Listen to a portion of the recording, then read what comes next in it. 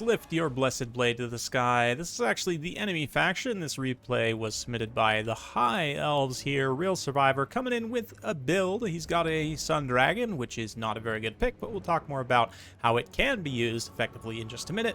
I do like quite a bit of his army, though. These white lines are excellent picks in this matchup. Trade well against pretty much all Bretonnian infantry, and you trade well against the cavalry as well. Missile resistance is nice against the bows, so there's just a lot to like here, to be honest. Lothran Seaguard, also a nice kind of hybrid bow spear unit in this matchup. Archmage of Life, hard to go wrong with Lore of Life, although again, we'll talk more about the magic choices in just a minute. Coming back over to Bretonnia, no caster here, but just gone with a triple hammer goon squad, or rather sword of Bretonnia, I guess. Raponce, Paladin, Green Knight. We've also got some Ox arrows, Peasant Bowman, Blessed Field Trebuchet, a whole bunch of Battle Pilgrims mixed in with Men-at-Arms with Polearms, so fairly, for Bretonnia at least, elite infantry force.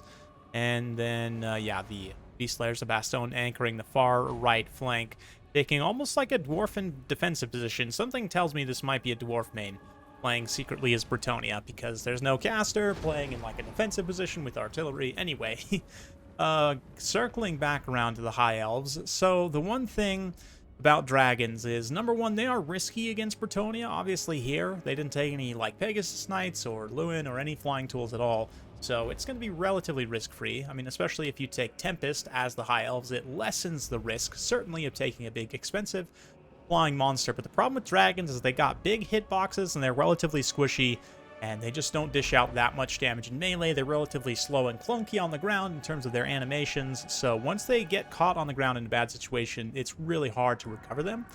So, what do they have going for them? Well, the number one thing, obviously, is the breath attack. It's basically like a flying shooting attack that does a huge amount of burst damage in a limited area. The Sun Dragon, in particular, will be great for mowing down like these Battle Pilgrims or the Peasant Bowmen or any of these light infantry here. Will just get absolutely mown down, especially if you like fly over to the side of a unit, target down the side, and just you can completely blast almost an entire unit on one shot it in many cases. But committing the dragon to a ground combat before you've used like even two of the breath attacks most of the time is a mistake, in my opinion. Like, you really need to be conservative, wait, use the breath attacks at the right time, and then charge only when you have a clear lane of escape. Right? Like here, this breath attack is going to be used to side shot this artillery, which is a great use. Again, pretty much one-shots the unit, burns down one artillery piece completely, and does enough leadership damage to the crew that they are likely to rout. But then the follow-up strike here to actually land, this is super risky because you have these three characters on station, and not only that, but the artillery pieces themselves could potentially block the dragon. More than that, these units are fast enough, right? Like, especially the Green Knight, the ground speed of the dragon is not what the speed says on the unit card, so it will get outchased by those units on the ground. And you can see that the health in the background there is starting to deplete rapidly as the High Elves slug it out in melee. Obviously, the White Lions trading pretty well. They're getting peppered by the Peasant Bowman, which isn't super comfortable, but the High Elf archers are responding in kind here, so more or less a wash on value on this initial melee fight up front. Not really one side taking a clear advantage over the other, but the loss of the dragon is a huge amount of value, and it just gets straight up KO'd. I mean, this is three very serious combat horse characters, in particular the anti-large, the Paladin, and just overall high stats of both Raponce and the Green Knight.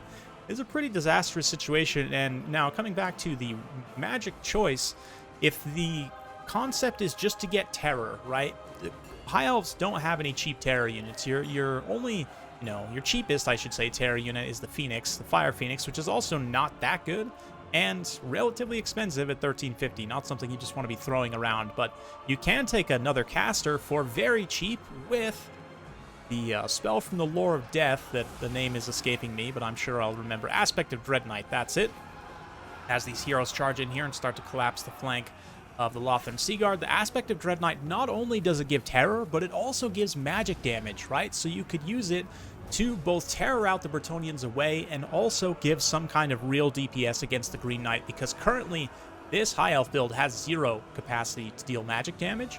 I mean, there's literally nothing here that deals magic damage, not even area of effect abilities, I don't think, from the Archmage. Yeah, there's not even like a, an Awakening of the Wood or anything like that. So, very rough situation to be in against the Green Knight. That being said, I mean, the infantry farts, yes, starts to turn in favor of the High Elves.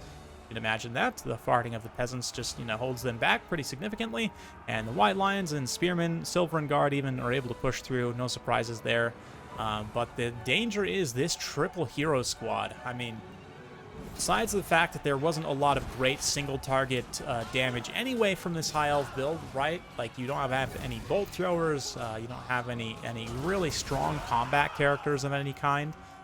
Tyrion, does he actually deal magic damage in melee? He definitely should if he doesn't, but no, it's just tricky when you're facing off against this, triple single entity death squad. They are quite strong, all of them, and they've all taken basically no damage at this point, right? So just a consideration from a build perspective. If you were to, you could just swap this caster straight up, because, I mean, maybe the Earthbloods on your infantry line might have benefited you a little bit here, talking to the real survivor, the player here.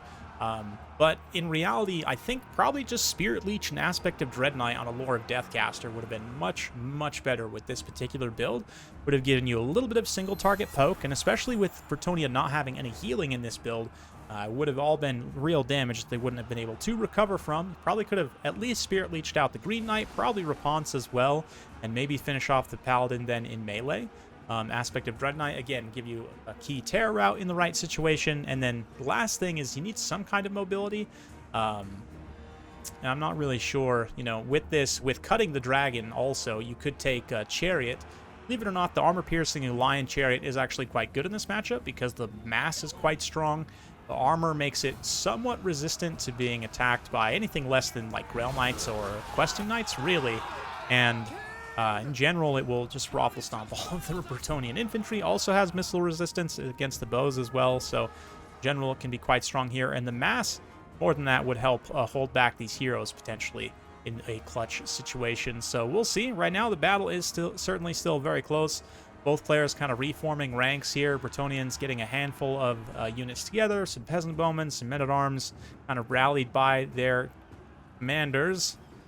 Heroes of Bretonnia just charging straight up the pipe right into the White Lions. More Silver and Guard and whatnot hanging around. We'll eventually start to fast forward through this single entity grind, but just wanted to revel in the glory of Bretonnia for a bit since I don't get to nearly as often anymore. Ooh, a huge hit too. And this is where, I mean, on foot with nothing to protect, this Archmage is 100% dead. Just going to get completely, like a few hits is all it's going to take from the Paladin with charge bonus active from all three of these. All of them have great charges, right? 70 on the Paladin, 85 for the Green Knight, 65 for Rapunzel. So, yeah, no questions there. Obviously, Archmage just gets completely wrecked. And at that point, it's going to be pretty much game blouses. I mean, Rapunzel will definitely take some damage over the time from the spears, but Real Survivor eventually just throwing in the towel there, as he doesn't have any way of killing the Green Knight, and eventually everything is just going to tear out to him anyway. So, a little bit of food for thought there in terms of the usage of the dragon. Honestly, maybe you could have won even with the build construction as you have it, if you were used, like, even just wait to commit until you've used even 2 of the breath attacks, right? The first breath attack to one-shot the Blessed Crew was fine, but then the follow-up charge was definitely a mistake. Those guys might have routed anyway just from, like, one volley of the archers, right? Of some Lothern Sea Guard or something, so I just don't know. And another thing, too, in terms of cost efficiency for Lothern Sea Guard, I would cut the shields, honestly. Maybe not, but definitely cut the ROR at least for another shield. The ROR is not very cost efficient. It doesn't really offer you anything besides Vanguard and Fear, neither of which are actually useful for it.